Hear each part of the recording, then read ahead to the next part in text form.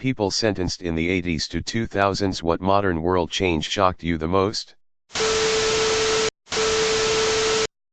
My cousin's husband, that she married while he was serving 10 years beginning around 2008, wanted the first thing he did as a free man was to go to Hollywood Video, and rent movies to watch with her. Then she blew his mind with Netflix. At least the idea of Netflix and chill wasn't far from his original plan, but he was shocked about there not being video stores anymore.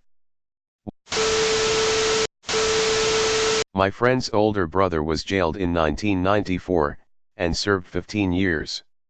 He said when he went in, anyone with an in-car phone was super rich, and to then see absolutely everyone have a completely cordless, pocket-sized phone, was amazing. He also said that all the TV adverts had websites to visit, or were for completely online stores, which were a bit of an alien concept, as he'd never really seen or used the internet. He also found the chip and pin process of paying for things on a bank card extremely exciting.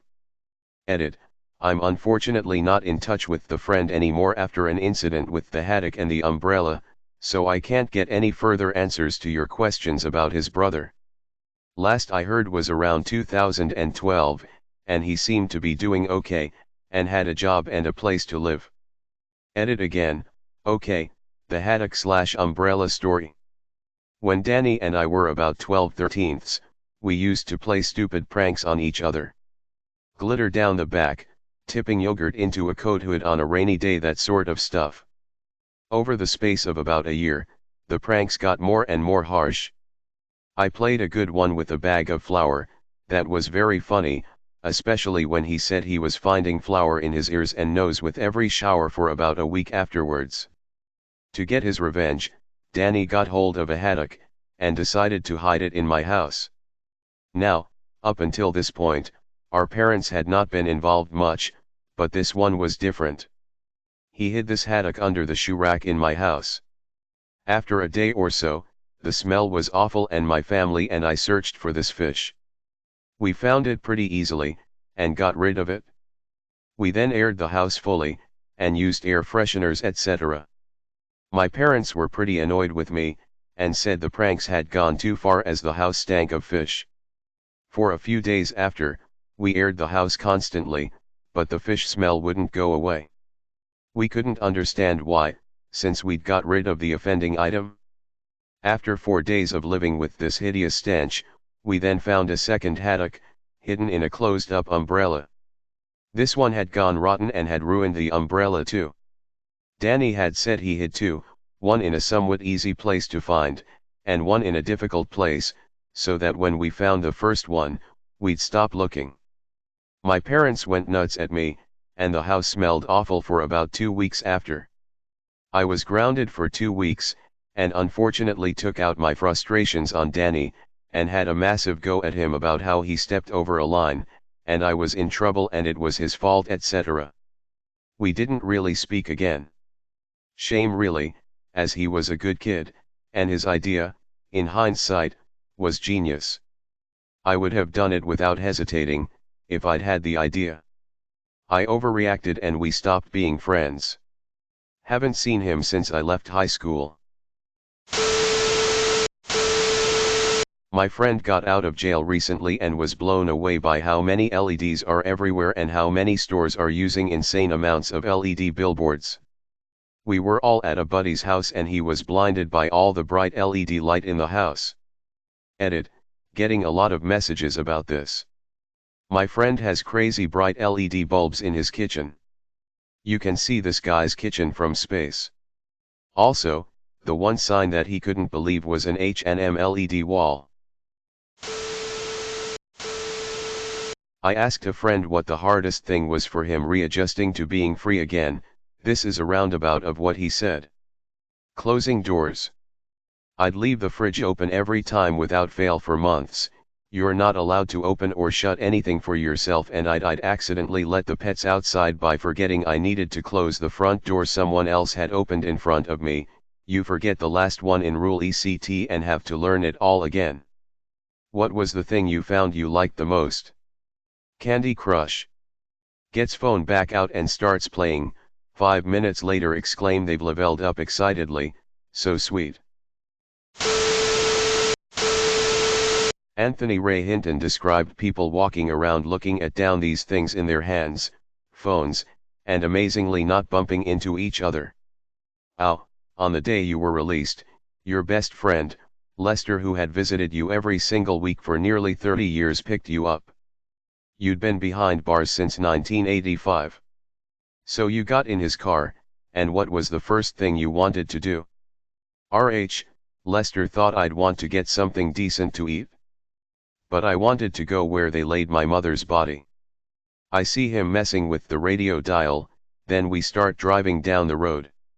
I heard this little white lady say, in 1/10 of a mile, turn right. I jumped and said, what the hell? Ow, you thought there was a white lady in the car? Yes, and Lester's laughing so hard he has to pull over. He says, that's a GPS. When he explained what it does, it really hit me how long I'd been locked up. The world had changed. Just read why this guy was locked up in the first place. It reads like something out of a bad crime thriller. After Hinton's arrest, his public defense attorney did not provide adequate counsel. He said to Hinton, all of y'all blacks always say you didn't do something. And y'all blacks always sticking up for each other. The credibility of his ballistics expert, who was the only one the attorney thought he could hire with funds available, was torn apart by the prosecutor because of physical limitations and lack of experience.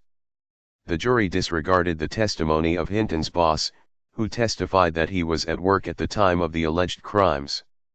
The prosecution's only evidence at the trial was a statement that ballistics tests showed 4 crime scene bullets matched Hinton's mother's gun, which was discovered at her house during the investigation. No fingerprints or eyewitness testimony were introduced. Hinton was convicted of each of the 2 murders and sentenced to death. The court ruled that Hinton's original defense lawyer was constitutionally deficient, and remanded his case to the lower court for retrial. Hinton's defense lawyer had wrongly thought he had only $1,000 available to hire a ballistics expert to rebut the state's case on evidence. The only expert willing to testify at that price was a civil engineer with little ballistics training and limited by having one eye. He admitted in court to having trouble in operating the microscope.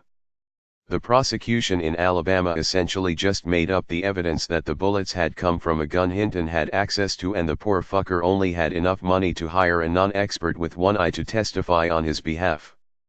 The US is fucked. My friend just came home 2 weeks ago.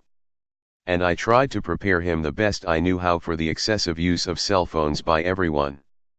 I explained that he's going to be amazed by the amount of people glued to / looking at their phone 24/7 in the store, in the car, on the sidewalk, sitting in the house watching TV, like literally all the time.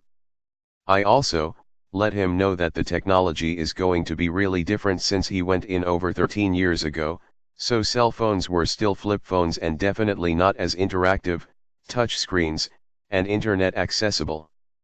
Needless to say, the second day home he called me angry as fuck. LOL, he hated how he felt stupid and how he felt like a child because he could barely figure out how to call someone, let alone video chat / FaceTime. At one point he couldn't figure out how our phone call ended up on the radio when his friend turned on the car. Straight face, he didn't like having his kids teach him how to use the technology and just was getting really discouraged. Sad face, basically, reiterating the feeling stupid mentality. I just tried to reassure him that when we all were exposed to this technology, we had to learn it. And many people forget what it was like to not know how to use something like a smartphone. We take for granted how we learned something and how we were once new to a process. Today it seems he's being more patient with himself, but it is a daily struggle and one I try to be positive and kind to him so he knows if no one else, at least he can rely on / call on me to just listen to him vent.